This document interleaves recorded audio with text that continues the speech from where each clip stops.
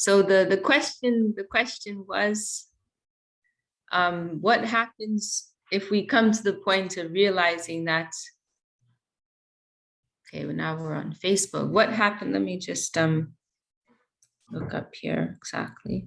What happens when we realize that what happens when we have a break from, actually the question was asking about Shiksha Guru, but I think they really meant Diksha Guru. So the question was, what happens if there's a recognition of a need to break from from the person from whom one received a connection. And first of all, just clarify the difference between Shiksha and Diksha, that Shiksha Guru means someone who one receives instruction from. And so that is not, that's something that it's not formalized. And so if at some point one feels that, oh, this isn't the right connection for me, or I don't have faith in this person, then it's not such a big deal if you withdraw, because there is no formal relationship. Shiksha literally means instruction. So instructing Guru, that is not a formalized thing. So if there's some break in that, it's not so problematic. But Diksha, that is when it's problematic. Diksha means the one from whom one receives formal initiation. So that is problematic. That is a very sad thing. Srila Sridhar Maharaj describes it as the worst thing that could happen to anyone in their life, to come to that point of realizing that their guru is no longer bona fide, their guru is no longer following the pure path, and that one has to break from that person. Srila Sridhar Maharaj describes it as the most tragic, terrible thing that anyone could face in their practicing life. So he emphasizes that before one makes that decision, then they should carefully consider that. They should survey the field, take some time to consider, and then carefully make their choice, and where they feel the deepest connection of faith, to connect there. However, if one, despite doing that, still comes to that point of realizing their guru is deviating, then they have to distance themselves. And then Srila Sridhar Maharaj has made some different comments about that. And welcome, several more have joined us. I see Angel, who's in the kitchen next door. Sorry, Ananda is his new name, Ananda Krishna, welcome. And Jita Krishna Prabhu's joined us, Dandavad. And Suvasini Didi from Ireland is also with us, Dandavad Didi. So one thing that he said, one thing that he commented about this topic is that one should wait. Don't make any hasty decision. One should wait. And he said, take shelter of the holy name. This was in one instance where somebody asked Srila Sridhar Maharaj advice. Srila Sridhar Maharaj said, wait for some time, to see if your guru will again, come to the path, may correct themselves. Because, remember, Guru has the absolute side. Guru has the absolute aspect where, Shaksha Daritvena Sama, Guru is in one aspect is non-different from the Lord, and Lord is coming through him, but there's also the relative aspect, right? And the relative, the human side, or as we were mentioning, quoting Srila Sridhar Maharaj the other day, the inspired side and the uninspired side. And so unfortunately, the uninspired side, the relative side, that may start to eclipse the other side. But it is also possible that the higher side may reassert itself, right? As we experience ourselves, right? As struggling practitioners day by day, that some days we're up, some days we're down, sometimes we have fall downs, So we have to remember, although we would like to think the person from whom we've taken initiation is fully perfect on the highest level, we must understand with a realistic eye that they also have their human side. There are different types of gurus. This Sri Guru and His Grace, this is my first thing to say, read Sri Guru and His Grace again. I know everyone's read it, read it again.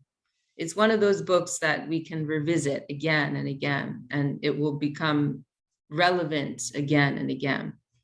So this is another thing to remember. Srila Sridhar Maharaj discusses 3 types of gurus. One guru who has both feet in the higher plane, in the spiritual plane, fully fixed. They're a member of that higher world.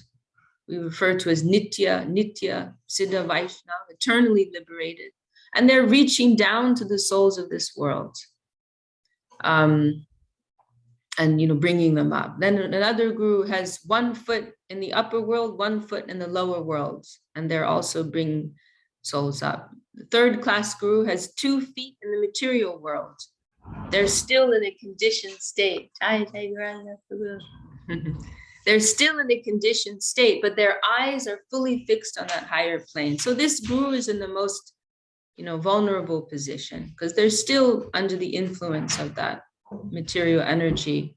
They're still working through their anarthas, through their material faults, qualities, weaknesses. So there are different classes of guru, and if we have taken from a lower class of guru, then there is that risk, that something can happen, that there may be some fall down, there may be some deviation. But then so going back to the point I was on, but there is also the chance that they may reassert themselves, that the higher side may reassert itself, and they will again come to the path. So one should not make any hasty decision. One should wait for some time. And I believe we can double check. There's one particular incident I'm thinking of, and I can check, but I believe Srila Sridhar Maharaj may have mentioned a period of like 1 year. Wait 1 year before you make any decision. And he said, take shelter of the holy name. Take shelter of the holy name. The holy name is with you. And see how things will move. See if your guru will come upright again. See what path Krishna is opening for you. So. We're also reminded of Gurudev's, what Gurudev would like to quote, wait and see. Don't make hasty decisions, especially in these kinds of matters. And another very interesting thing that Srila Sridhar Maharaj said, and this was in regards to a particular situation, and we've gone into very heavy subject. It's very heavy subject. Like, man, bring things down. This is like heavy stuff to talk through. But this is real world, real life stuff. It's not all going to be a bed of roses. But there was one incident, kind of extreme, and maybe I don't want to say the details of what happened. But there was one person acting as an initiating guru in another institution who fell down in a very, very ugly way, very unsavory way. And so some of the disciples wrote to Srila Sridhar Maharaj, because this was not long after Srila Swami Maharaj Prabhupada's departure. And Swami Maharaj had directed persons to Srila Sridhar Maharaj, of course. So one thing that, this is kind of heavy to digest. And again, this was particularly in regards to this situation. But Srila Sridhar Maharaj said,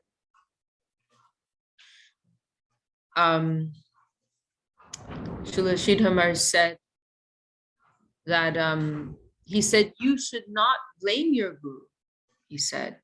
And it's actually, everyone knows Srila Sridhar Maharaj should emphasize this point, not to blame your environment. And there's never any reason to blame your environment. But there are a few occasions, you hear that and say, okay, I can get with that.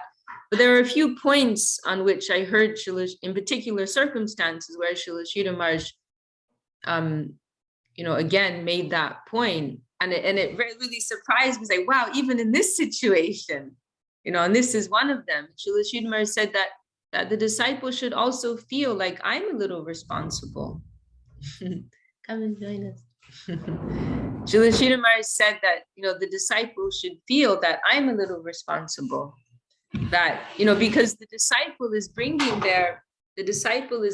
the weight of their karma, to the guru. The disciple is bringing some baggage, and the guru has to take that on. And if the guru is not in the highest class position, then they may have some trouble to digest that. So Srila Sridhar Maharaj said that the disciple should also feel some responsibility of that. We're talking about very kind of, unhappy topics today. Okay.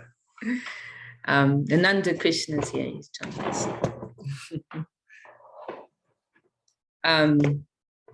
So doesn't that just blow your mind? Like, I was shocked when I heard that. And this is, I won't say the name, but this is someone, they personally received this letter from Srila Sridhar Maharaj.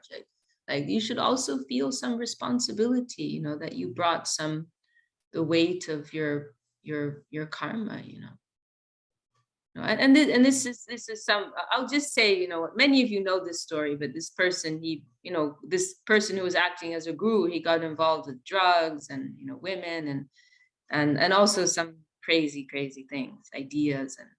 And there was a very dramatic conclusion, which we won't mention here. Many of you know the story. But yeah, so this is the thing, that if the guru is receiving the faith and also receiving the energy and resources from his disciples, but he's not on a fully liberated platform, and he's not able to perfectly process and digest and offer everything up to the higher plane, then that will weigh him down. Once Gurudev, he said, I'm a rocket. He said, I'm a Pratishta rocket. Do you know the word Pratishta? Pratishta means like name, fame, pride, this type of thing, like renown, regard, worldly regard. So Gurudev said, I'm a Pratishta rocket. And he said, like, all the Pratishta that comes to me, I launch that, I throw that to my guru. Like, I don't absorb that myself. Like, the respect, the honor that people give me, I don't keep that for myself. I like a rocket, I throw that to my guru. Because if somebody is receiving so much honor and they're swallowing that, keeping that for themselves, that will actually weigh them down. We don't have the capacity. So a guru of a lower level, they may not be able to properly digest, and then the karma of their disciples is going to be mixed in with everything, and that's going to have some effect upon them. So that's a very profound point that Srila Sridhar Maharaj made, that even in such circumstances, one should feel that, oh, I also have some responsibility. Very, very, very revolutionary thinking, and it's a bitter pill to swallow. But anyway, as I said, this was in a particular circumstance. It may not apply in other circumstances. So those are some points, that wait and see, not to rush into anything, and there also should be some feeling of compassion, forgiveness. We want to try to have that they're also practitioners, they're also humans, and I've thought sometimes when I've observed certain persons who were like in high positions of leadership and who I was disappointed with, and because I felt they were being influenced by money, power, or whatever. But I thought to myself, like, if I was in that same situation, who's to say, somebody, one of my good friends said to me once, like, at least that person like had the chance to screw up. Like, we didn't even get the chance. Like, they were given the opportunity, to mess up. Like we weren't even qualified to have the opportunity to mess up. There's a beautiful quote. Actually, I would like to, let me see if I can find it quickly. It's in Centenary Anthology. It's a beautiful quote, really beautiful quote.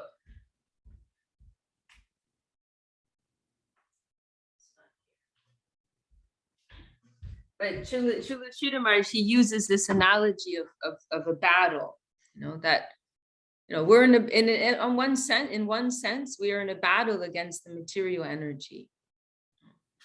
And there's great struggle, right? And there are going to be casualties. There are going to be casualties. I'm going to try and find this. It's such a wonderful quote. Let me see. It's I can find it on Krishna Search. KrishnaSearch.com, highly recommended.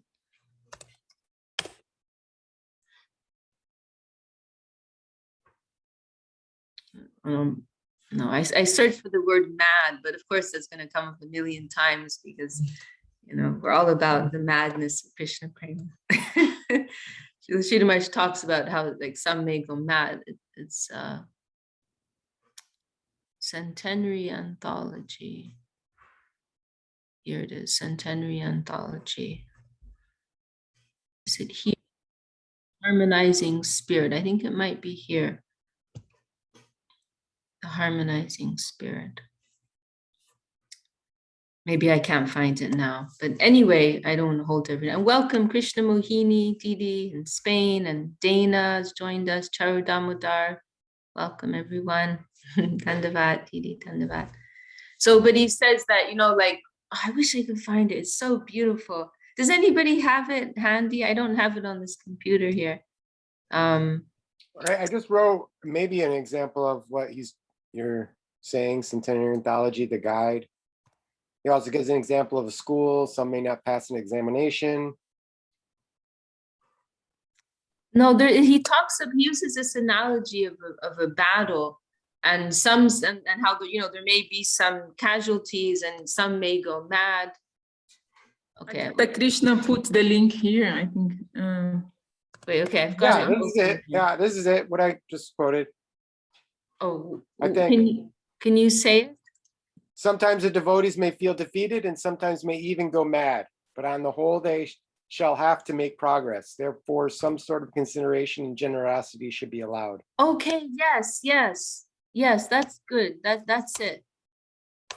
Can you post that in the chat? Mm-hmm. Oh, sorry, it's there. But there's more before that. Where did you take that from? That's Krishna Search, Centenary Anthology, the guide. Okay. Don't disturb yourself with these little tiny filthy things. Don't go away in this way. It is like a fight. Sometimes one party gains ground and sometimes that same party is losing, and ultimately the real party will win the battle. It is a battle. And here it is. Okay. I found it. This is maybe I don't know if we're looking exactly this. Or maybe, but let me read here. Okay. Yeah. We're on the same place. So okay, here. It is like a fight. Sometimes one party gains ground and sometimes that same party is losing. And ultimately the real party will win the battle. It is a battle. In everyone's heart, there will be a battle because we are sadhakas, practitioners, not siddhas, perfected souls. We are not fully realized souls. We are following the process to realization. Sometimes the devotees may feel defeated and sometimes may even go mad, but on the whole, they shall have to make progress. Therefore, some sort of consideration and generosity should be allowed. We should think that we are in a hospital where there are so many diseased persons. This is not a place where all the healthy people live. It is not possible. We are also patients, and there are so many other patients. Patients are of different types. Some may even die, and some may have a relapse. But ignoring all these facts with real interest for my own health, I must go on with the help of a doctor. Taking his help by following the proper prescribed medicine and diet, I will be cured. Just because so many others are getting worse or dying does not mean that my own health must also deteriorate. So a few points there. Okay, one sec. Sorry, I wanted to know.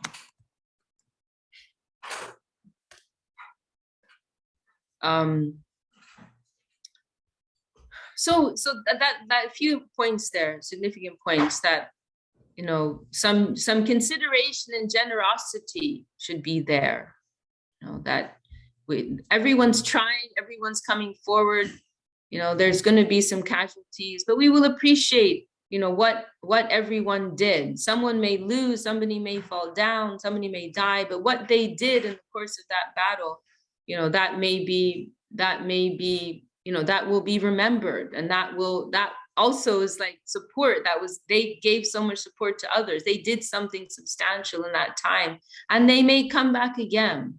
They may again return stronger than before. So we will be hopeful of that. But anyhow, so that's another point. You know, we will try to have this type of generous, forgiving vision. And waiting, as I said before, what Srila Sridhar Maharaj advised, wait for some time. But if you wait for some time and you see that no, there's been no change, maybe things are even getting worse, then you will have to seek for some other shelter. You know, then you will have to seek other shelter. You know, and then consult with if there's someone else who you feel a connection with, you know, then you can take their guidance and see what they recommend is best. And I think, you know, that's everything I want to say on that. It is a very heavy thing, very unfortunate thing, and it's, you know, in some, like, this is only like last case scenario, like absolute dire situation.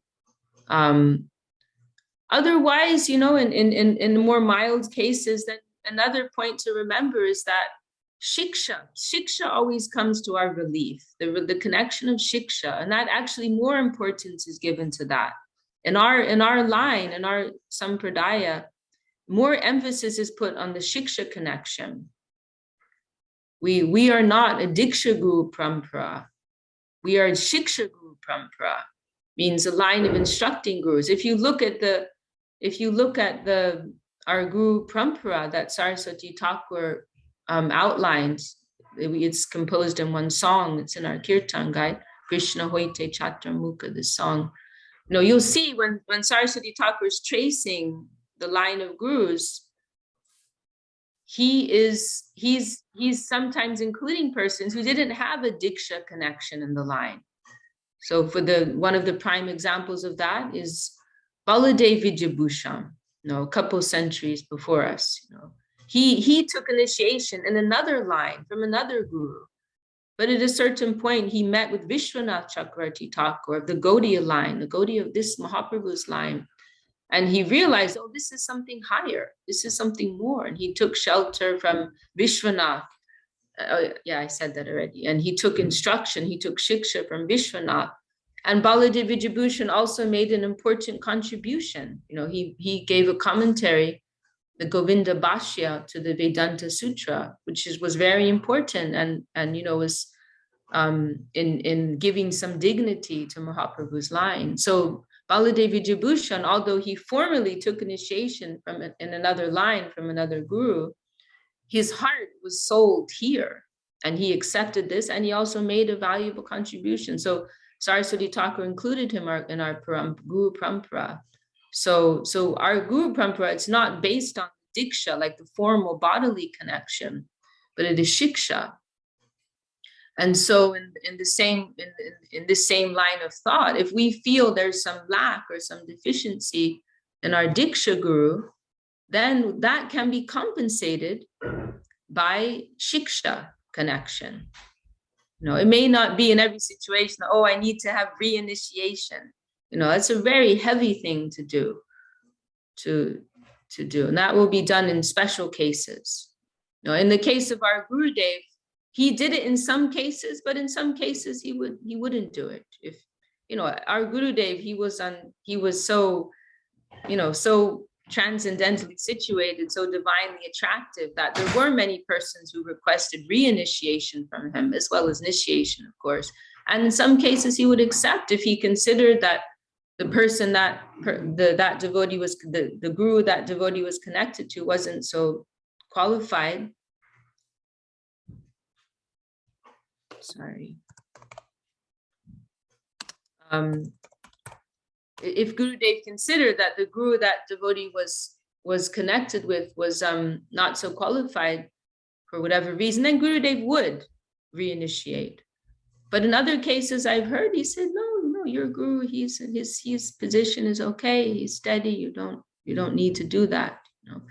And again, the shiksha always come. There are many persons who they take initiation from one person, but they really feel another person is their guru. You know, like Janardhan Maharaj himself says that sometimes, you know, that he says, I consider Srila Govinda Maharaj to be my guru, even though he took initiation from Srila Swami Maharaj Prabhupada, first, second, and sannyasa initiation from Prabhupada. He also received a new sannyasa name from Srila Sridhar Maharaj.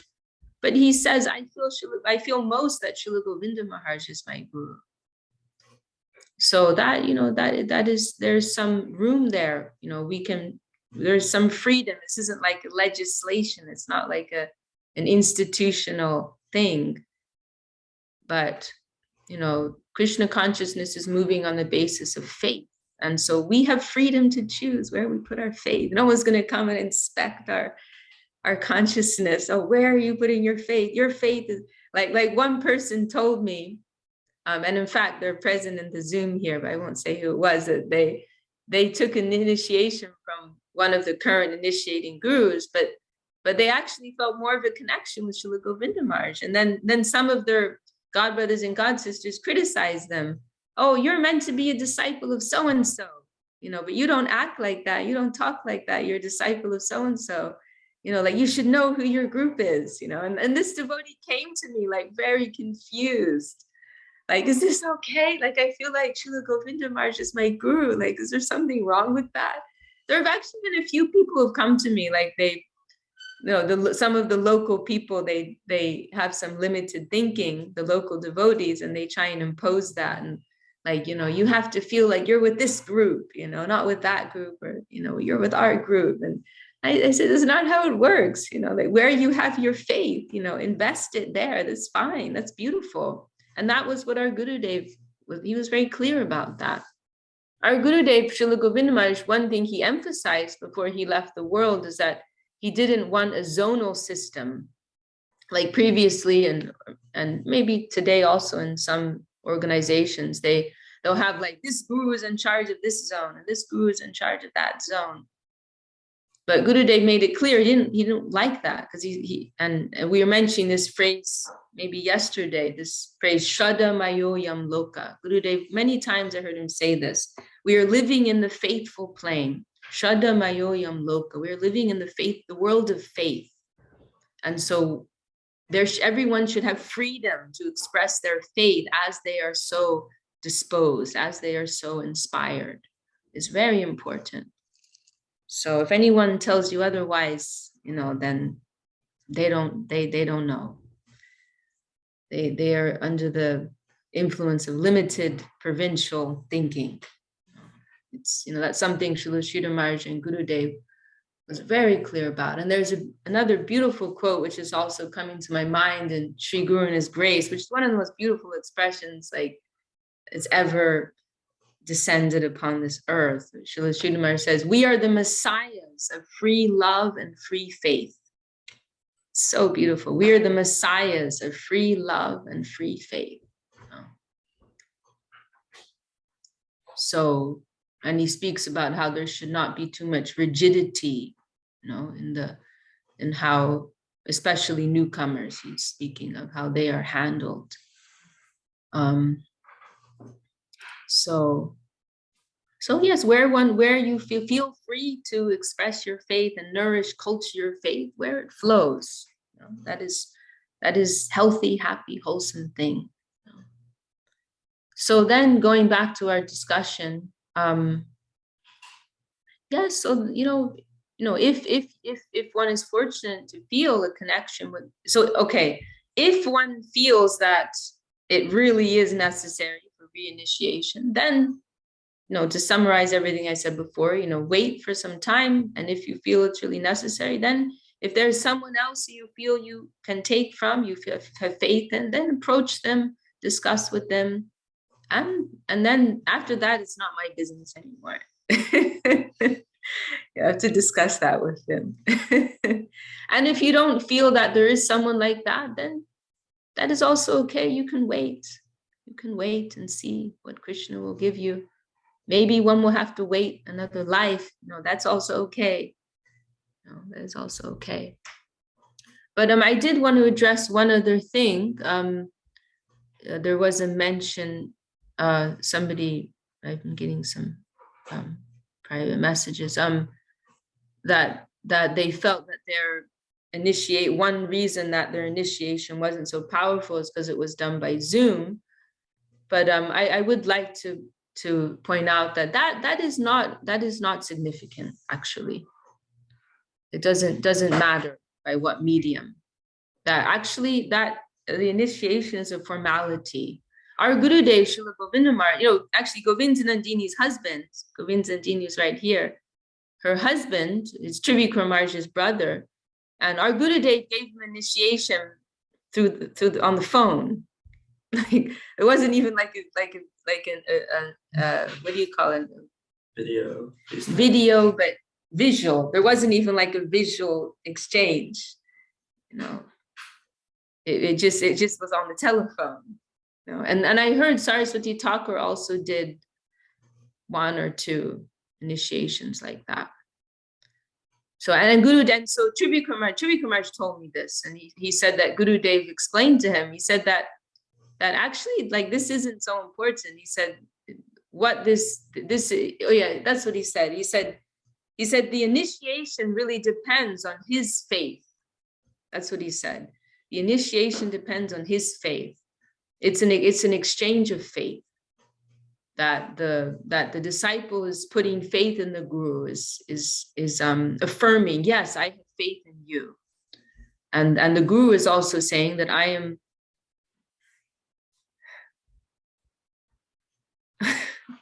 Okay, sorry, I'm just getting some messages here.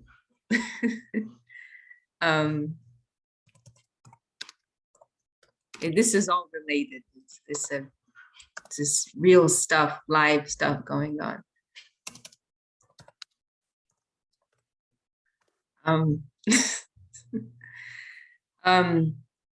What was I saying? Oh yeah, so the prospective disciple is saying, I have faith in you. I'm putting my faith in you. I trust you. You can lead me to the goal. And the guru is saying, like, I'm accepting you under my care, under my charge, and I will take care of you. So the real transaction is that of faith, and the medium is not so important, actually.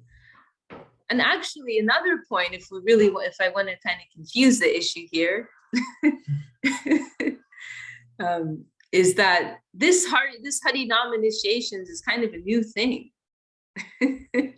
It's a relatively new thing. Before, in the traditional culture in India, there wouldn't be a formal initiation for the giving of the Mahamantra. This is like probably Saraswati Thakur, or not much earlier than that, that began. There would be a formal initiation and guru for the giving of Gayatri Mantra, but not for Harinam, not for the Mahamantra. This is like a relatively new thing. That's another thing, but that's not so relevant. That's another conversation. But yeah, just to say that is not so consequential how the initiation took place.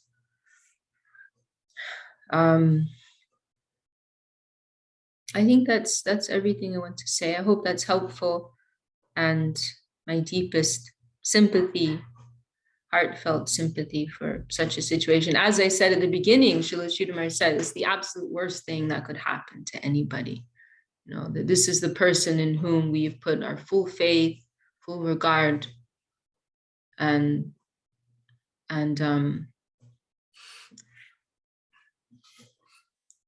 Oh no, you weren't supposed to do that. He's seeing the messages that on this subject, which I mean.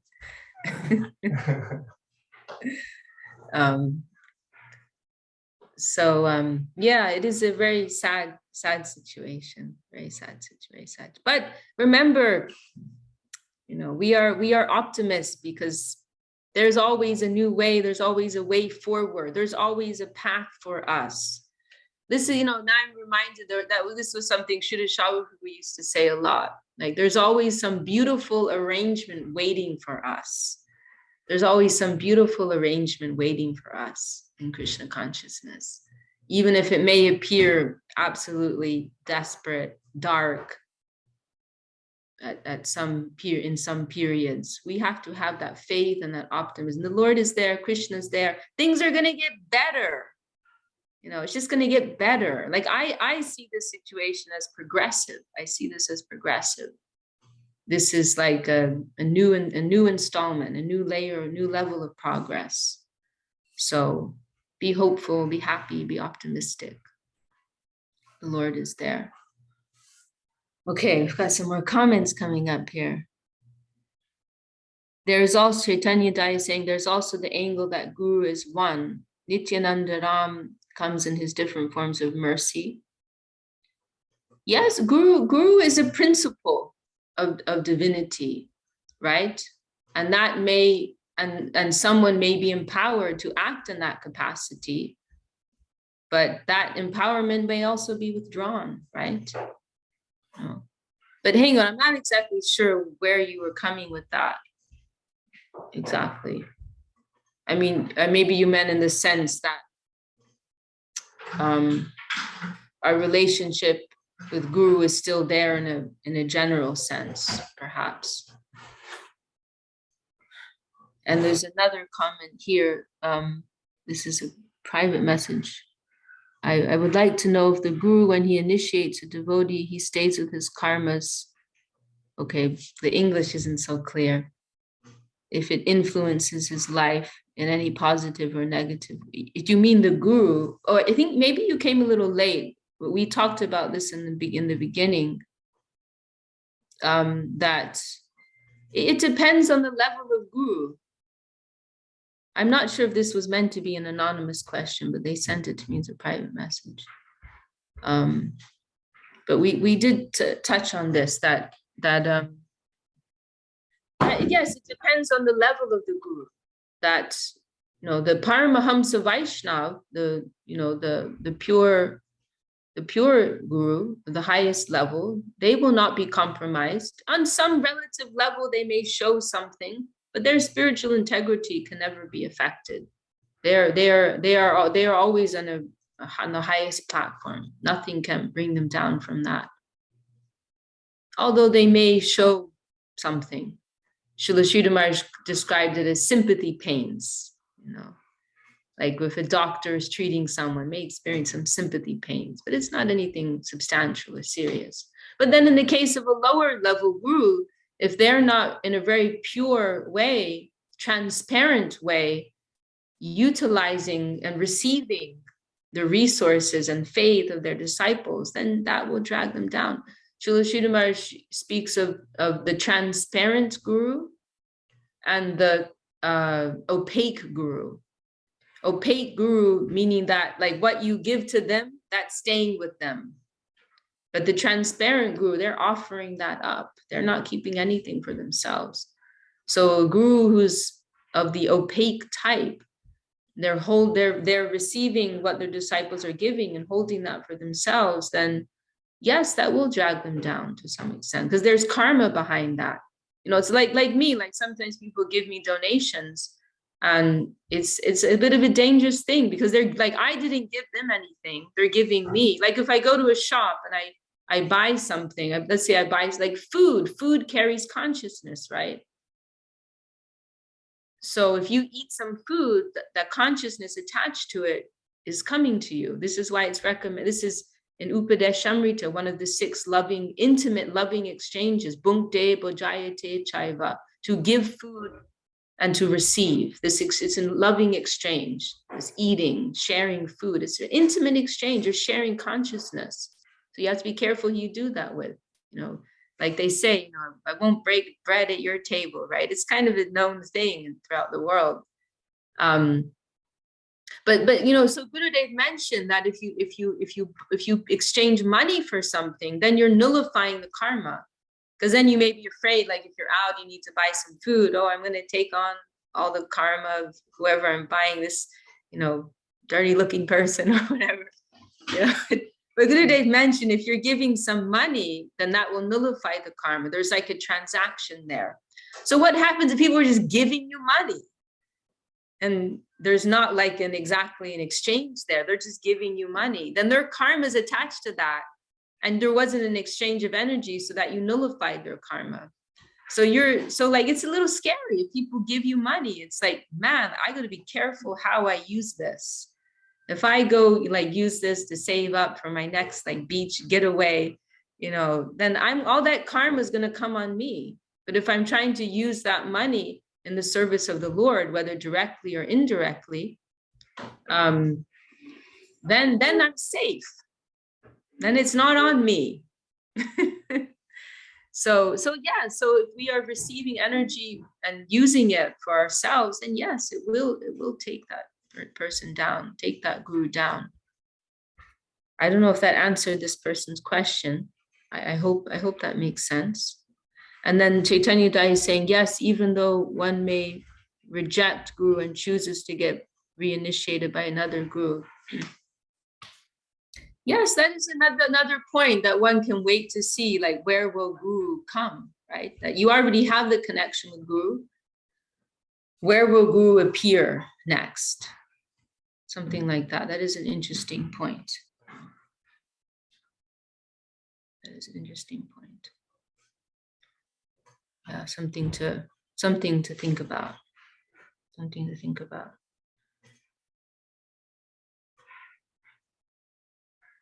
Another question is that, what if the person who first accepted you was never okay?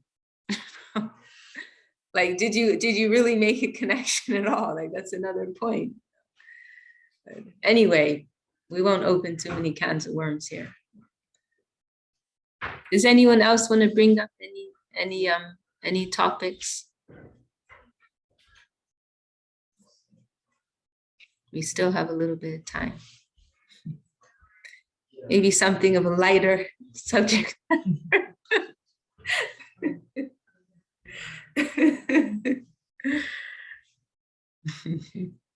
Did that end? Govinda Nandini. Yes, I have one question. Please. If you could speak about the pastime of Mahaprabhu. Yes. Lord Chaitanya Mahaprabhu. When he mispronounces Jagannath. Oh, Jaja Gaga, he says. Jaja Gaga. Was that the question? Oh, if you could speak it. If you could. I love you, Govinda Nandini. Can you explain how Prabhu talks in baby talk? I asked for light subject matter. She's really delivering. And Mahaprabhu speaks in baby language, Jaja Gaga. Can I speak? Are you serious? Is that really your question? No, but I would like to know the circumstance and more ingredients. Well, it's so Lord Jagannath, right? Mahaprabhu is in. You know Lord Jagannath? With the big eyes. Yes, yeah, and he's in Puri. This is Krishna. It's a form of Krishna, and so Lord Chaitanya Mahaprabhu during the. I believe it. I mean, it could have happened on many occasions and many times, but I believe where it's described in Chaitanya Charitamrita was during the Rath Yatra festival, and so Mahaprabhu was dancing in ecstasy in front of Lord Jagannath, and And he's so ecstatic that he can't speak properly. It's as simple as that. So he can't pronounce Jagannath. He's trying to say Jagannath, but he can't. So he says Jaja Gaga instead. And then this is something to remember. Like when someone's in ecstasy, they're not trying to do anything. They're not trying to make a show, but it's just they can't help themselves. And we were discussing this the other day when Mahaprabhu meets with the Mayavadi sannyasis in Varanasi. They're like, we don't get it. Like, why do you behave in this sentimental, emotional way, jumping and dancing and chanting and crying and rolling on the ground, mispronouncing? This is actually described as, what's that verse? Evam vrata svapriya nama kirtya jatanadago juta chitta uchai hasatyato roditi.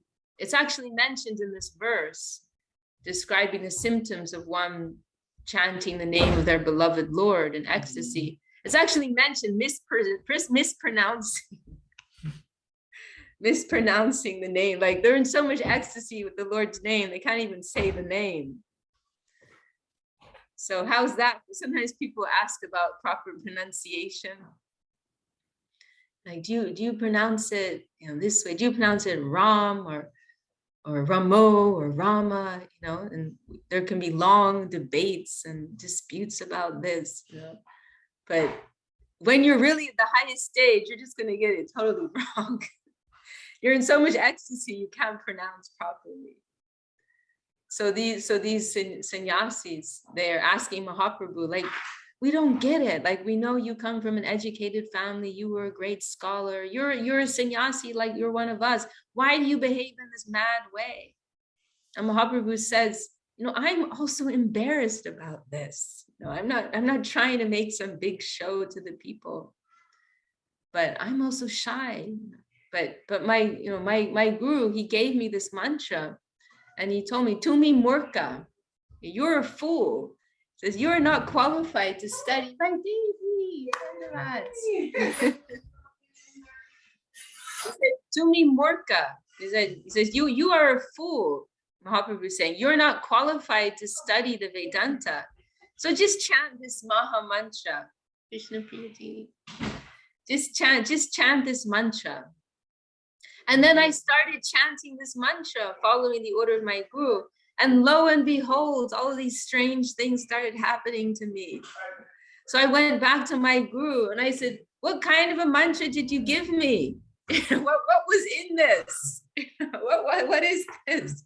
What happened? Where did this come from? And my guru said, don't worry. You're doing great. I wish I had the disease that you have. I wish I had that. You are very fortunate. You were very blessed. And then he quoted this, Mahaprabhu is quoting his guru, Ishwar, and then he quotes this verse, Evam vrata svapriya nama kirtya. Very beautiful. Jatana raga juta chitta uchai. It's very beautiful. That, one who chants the name of their beloved, then, laughing, crying, mispronouncing, all of these symptoms will come. And, we were discussing this the other day, and there was another thing I wanted to mention too, but I didn't get a chance. That there's one beautiful poetry, and we can maybe end with this. It's a nice place to end. There's one beautiful poetry that Srila Sridhar Maharaj quoted, very charming, rather, is maybe the word, where he speaks he's speaking on this point, and see, what's interesting is that Mahaprabhu originally, he's this Nimai Pandit. He's a great Pandit. He's a great scholar in his early life. And not only that, but he appears in Navadvip, which was a center of learning in India. Like nowadays, when you go to Navadvip, may not look exactly like it was back then, but Navadvip was a very wealthy place. It was one of the capitals at one point of the Muslim government. It was a wealthy place, and it was a center of learning in India. So there was a concentration of intellectual discussion and scholarship and Sanskrit, all these things. So So that Mahaprabhu who appeared in that play, that Nimai Pandit rather, who appeared in that place, he came out in this mood of like a sentimental Hare Krishna. and so there's this, and so it's a very interesting contrast. And so there's this one poem that Mahaprabhu, that Srila Sridhar Maharaj quotes, saying, so Vishnu, because Vishnu, like from one standpoint, you can say Mahaprabhu is Vishnu, right? Vishnu is not different from Krishna. So Vishnu Pagal means mad. So Vishnu's become puggled. Brahma, Lord Brahma Pagal, Lord Brahma, who's the, so Vishnu, who's the creator, the almighty creator of the universe. Lord Brahma, who's the, the standard line. Lord Brahma, who's the creator of the universe. Lord Vishnu, who's the maintainer of the universe. And Lord Shiva also, who's the destroyer of the universe. Because Lord Vishnu appears, you can say appears as Mahaprabhu. Lord Shiva, from one perspective, appears as Advaita Acharya, and Haridas Thakur is Lord Brahma, right? So it's a very charming, very humorous verse saying, Vishnu Pagal, Brahma Pagal Bola Shiv, like they've all become Pagal, they've all become mad with this Krishna prem. And it says, and then it continues saying that, and they've come to this Navadi, and they're the place of logic. Okay, Didi, I'm just finishing that thing. They've come to this Navadi, the place of logic. They're the place of logic and learning, and they're breaking that. This tarka, this nyai. They're breaking that in Navadip. Very, very humorous, charming verse. Well, thank you, Govinda and Devi, for helping us to end on an up note. I'm going to end a little early because I should go to the airport. Thank you all so much for your wonderful company. It's always wonderful, and I look forward to next week. Happy travels, Vishakha. Thank you. Dandavat. Jai Shri Bhakti Sundar Govinda Dev Goswami Maharaj ki Jai. Jai Shri Guranga Gandharvi Kagiri Hari ki Jai. All the assembled devotees ki Jai. Please also forgive my offenses if I said anything inappropriate or disrespectful. Vishakha Didi ki Jai.